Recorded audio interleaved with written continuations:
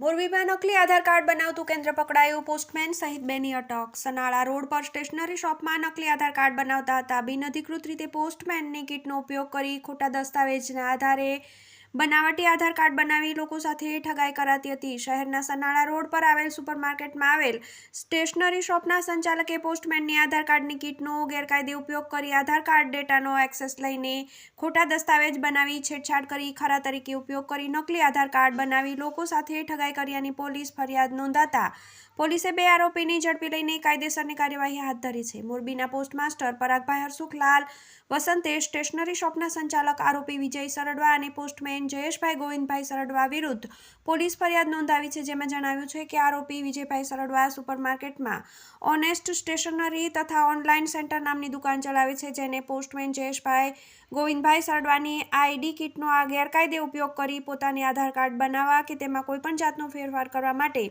અધિકૃત કરેલ ન હોવા છતાં અન્ય આઈડી કિટનો આધાર કાર્ડનો ડેટાનો એક્સેસ લઈને ખોટા દસ્તાવેજ બનાવી છેડછાડ કરી ખરા તરીકે ગેરકાયદે ઉપયોગ કરી કોઈપણ રીતે બનાવટી બાયોમેટ્રિક આધારે આધાર કાર્ડ બનાવી લોકો સાથે ઠગાઈ કરી છે. મોરબી સિટી એ ડિવિઝન પોલીસે ફરિયાદ નોંધી બંને આરોપીની ઝડપી લઈને કાયદેસરની કાર્યવાહી હાથ ધરી છે. મોરબી અધિક કલેક્ટરે મોરબી સબ પોસ્ટ ઓફિસના પોસ્ટમાસ્ટરને પત્ર લખ્યો છે, જેમાં જણાવ્યું છે કે સુપરમાર્કેટમાં ઓનેસ્ટ ઓનલાઈન સેન્ટર અને તેની બાજુની શોપિંગમાં આધાર નોંધણી કામગીરી ચાલે છે, જ્યાં લોકો પાસેથી મોટી રકમની માંગણી કરીને કામગીરી કરવામાં આવે છે. તેના અનુસંધાને તપાસ કરી ફરિયાદ નોંધાવતા પોલીસ દ્વારા કાર્યવાહી હાથ ધરી છે. TV18 news Morbi.